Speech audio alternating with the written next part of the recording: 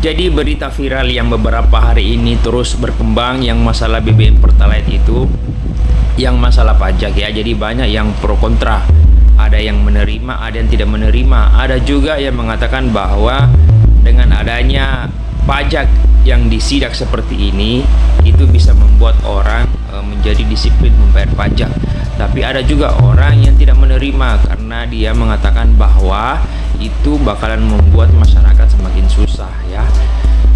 Jadi harusnya pemerintah harus turun tangan menjelaskan dan memberikan kemudahan kepada masyarakat kalangan bawah supaya diberikan keringanan untuk membayar pajak ya. Apalagi sekarang kita melihat kondisi ekonomi sekarang yang ada di Indonesia ini, di negaranya kita ini lagi sementara down atau sementara tidak baik-baik saja seperti itu.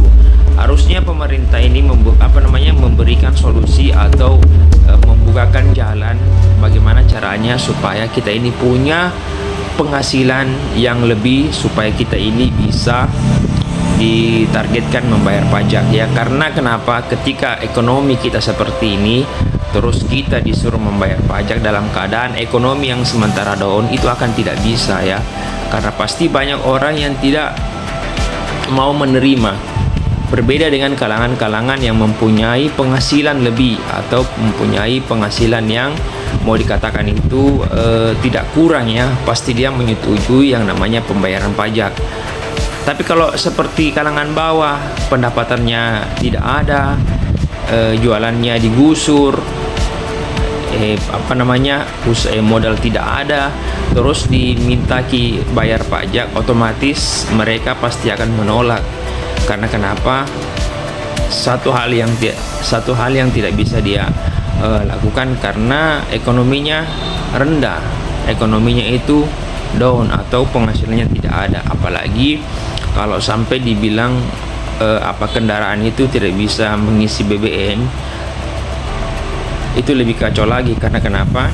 Satu-satunya alat untuk pergi mencari rezeki atau mencari yang namanya pekerjaan itu harus memakai motor.